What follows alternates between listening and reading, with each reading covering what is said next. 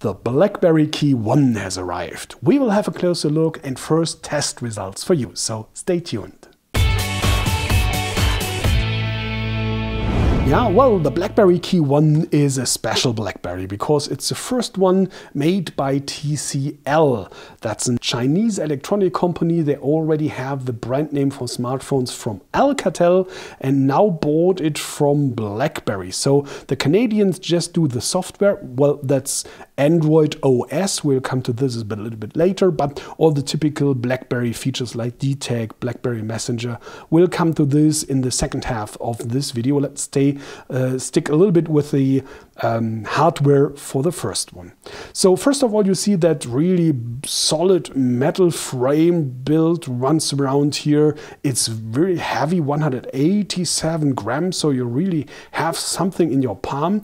And so I thought, well, it's very stable. And the first thing I already do is a little bending test, not breakage bending, but just typical for regular usage to see, is the glass pressing down somewhere? Is it creaking or cracking? And just see like what happened with no power at all.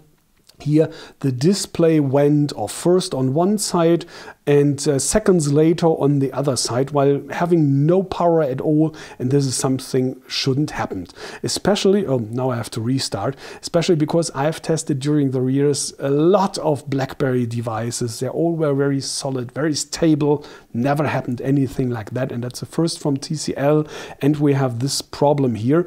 I do not know at the moment if this is typical or not. I have to wait for your replies, so let me know in the comments in case you have a KeyOne or have tried this out at least in some store, if this happened to you also, if this is just a single one exception or if this is typical for this one that they have too less glue below here. I'm not quite sure, but concerning this, I have to bring this to the attention of the manufacturer of TCL. This happened really seconds ago before I started this video.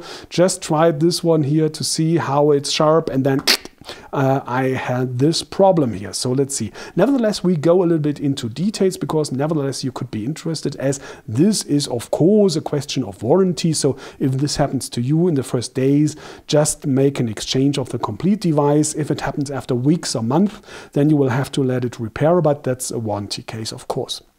So let's start with the display, of course. We have here that, yeah, very unusual size because we have that mechanical keyboard here below. So this is just 4.46 inches or 130 millimeters in the diagonal and a resolution of 1080 by 1620.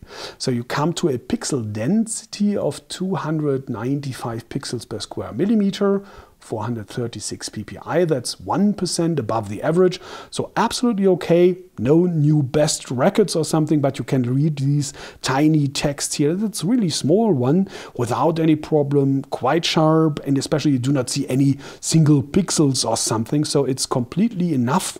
And especially higher pixel density always means shorter run times and a battery, but we'll come to this a little later. So for me, I find the display absolutely okay from the quality, not to mention this one here, especially as it's a dual domain IPS, so you have high viewing angle stability, and especially the brightness is really shockingly great because I already had to turn this down for this video, because otherwise if I would have pushed it up to the max, you would see this one because everything else is dropping dead around about here. So this one is really bright. That's up to 637 nits or candela per square meter. So that's 38% above the average. Rank 3, one of the brightest smartphones I've ever tested. Rank 3, at least in bright conditions like this one here. If you have direct sunlight,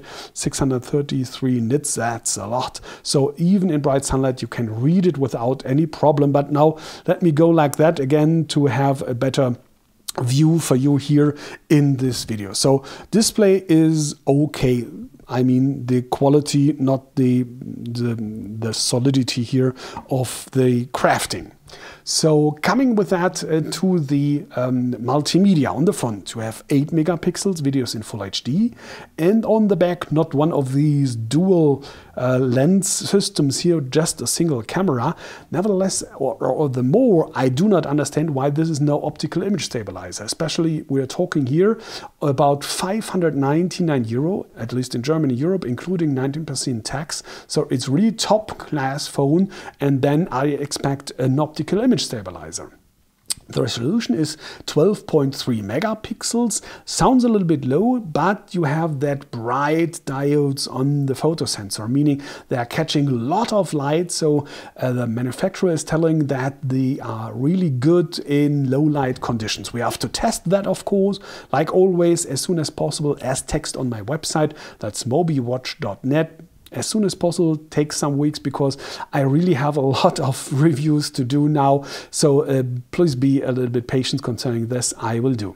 So here we are at videos in 4K or Ultra HD, means 4 times full HD resolution, and 2-tone flash on the backside. If this is really working, it would be at least enough, good enough, I'd say, or at least great. We have to see how this is in the review. Coming with that to 4G. Yes, of course, 300 megabits, Wi-Fi AC, NFC. The SAR value, the radiation value, at least in Germany and Europe, it's 0.77 watts per kilogram on the head.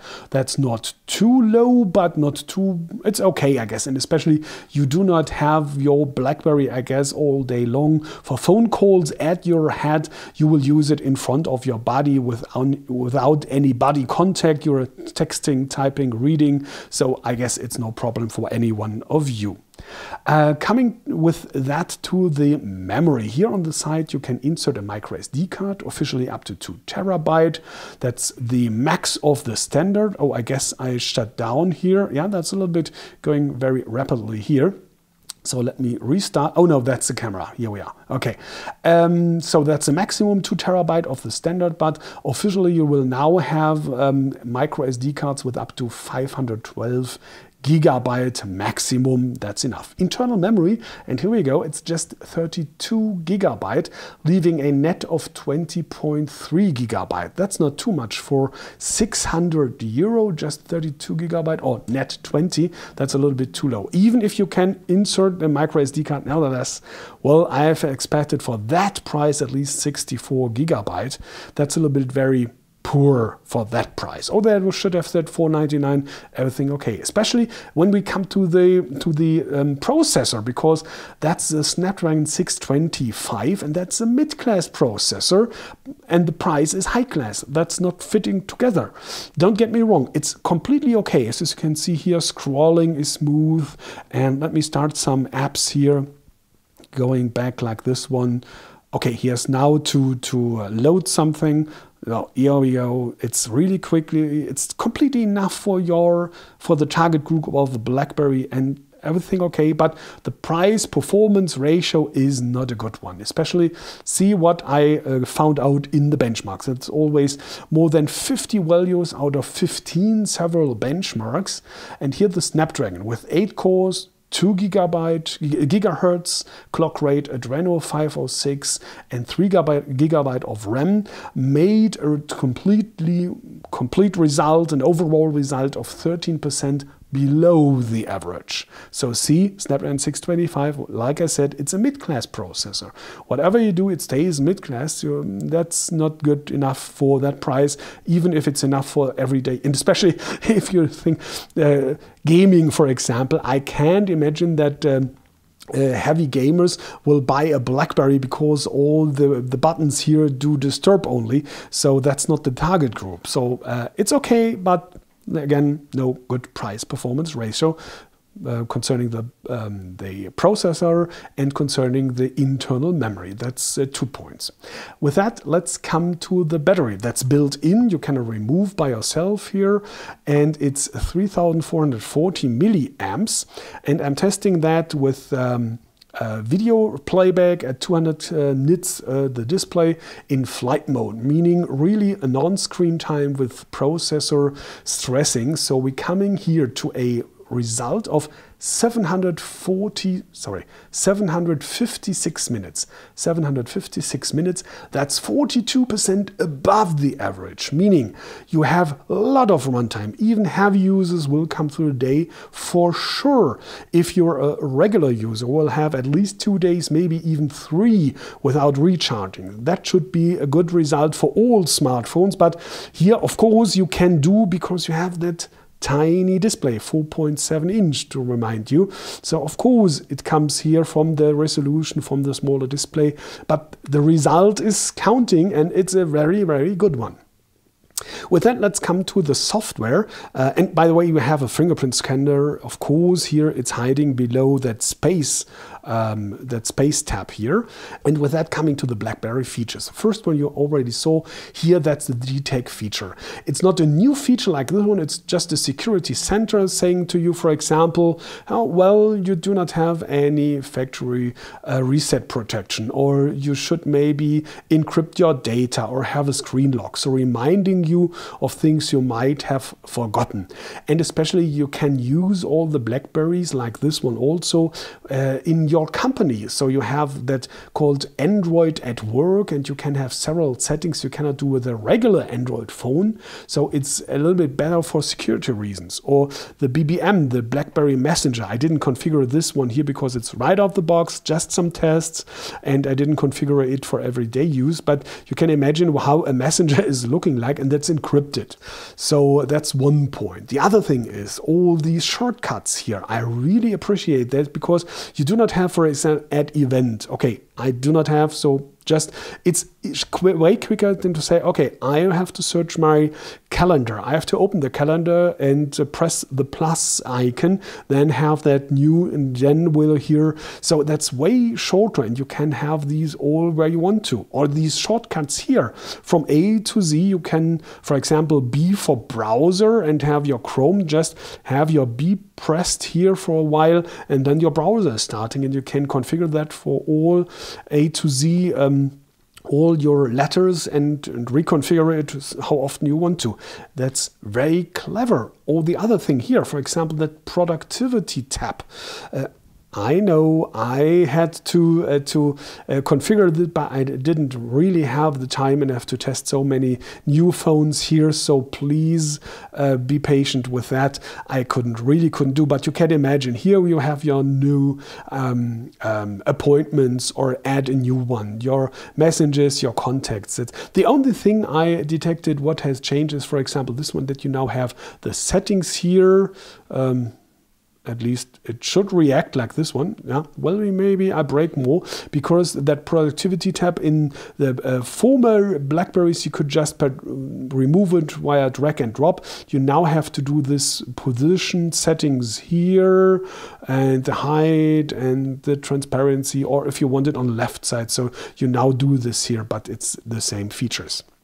And of course, you have still the Blackberry Hub. That's the media center, or the communication center. So you have the Blackberry Messenger, you have the text messages, and all the email accounts you have configured, and they're coming all together here in one chronological overview. So it's really, really, if you are communicating a lot, this is really helpful. I really like that Blackberry Hub. Or the other feature, for example, you may have detected that there are some icons here with these 3 dots. That's called pop-up widget. So widget, you know, if you tap here and you can go like that widget, you have to drag and drop, and then you have a widget on your home screen, but you have it permanently, and it takes a lot of space here. So it's no problem to have 10, let's say 10 home screens with all these widgets here. And these pop-up widgets do not need that space, but they bring you the same features, because you just swipe over it, you have your pop-up, you do what you want to do, and afterwards you tap somewhere else, and the pop-up is gone. Or messages here, for example, do what you want to do, I am done. And so you have the features, the functionality, but without wasting all the precious space here on the home screens, and that meaning you do not have to scroll so much. I really love that idea. I do not know why Android didn't or take it over from BlackBerry, because it's a really great idea, but let's hope that it's still coming, because I I really love this one. And last of all, of course, you have the mechanical keyboard. That's the German version. That's not QWERTY, that's QWERTZ here, but it's also available, of course, in other languages. And it's like always, you have these mechanical buttons here, very small, but nevertheless very precise, because like we know that and love it from BlackBerry, from former Blackberries. On the right half, you have it optimized for the right button, meaning in the upper left corner, there's kind of a peak, so you really have that precise haptical, okay, this is the button, and on the left half here, it's optimized for the left button, meaning on the upper right corner, there is that peak. So you really, let's go to a new message here, and I want to show you that you really can have that precise haptical feedback here, and whatever the messages are, or what you can hear, things you might want to say, you just can tap on it or just swipe on it, just on the left, because if you have one hand usage only, you can do like that much more easily than to tap here. So it's really quick, even a little bit quicker, I guess, if you compare this one to Swipe, for example. You know, the swipe, I love swipe, don't get me wrong, but this is a little bit quicker because all these features here are very intelligent, because if you always use specific phrases, for example, he's reminding those phrases, and you will have kind, regards, so on, whatever, here with that one. And like I showed you, you can have a swipe to the left and it's deleting word by word here, for example. And even scroll through websites, for example, if you have this one here. And this again is a little bit better if you have one-hand usage like this, because you do not have to reach over here and do like this. It's a little bit more comfort here. So it's really something, yeah, they thought a lot about usage of smartphones with that mechanical keyboard and without. So I really love these BlackBerry features. So that's the Blackberry KeyOne. I hope I could help you a little bit with some first impressions here, and we'll see in the final review how the reaction of BlackBerry or TCL will be concerning this one here. And please let me know if you own one, or if you have a friend who owns one, if you have the same problem, and maybe you dare to try the same one just a little bit, not too much, and let me know if this happens to you also. So please be so kind to rate this video, maybe you even leave a sub, and like I told you, please let me know what you think about the BlackBerry one, the price and the features and everything. Let me know that in the comments. Thanks for that in advance. Take care and bye.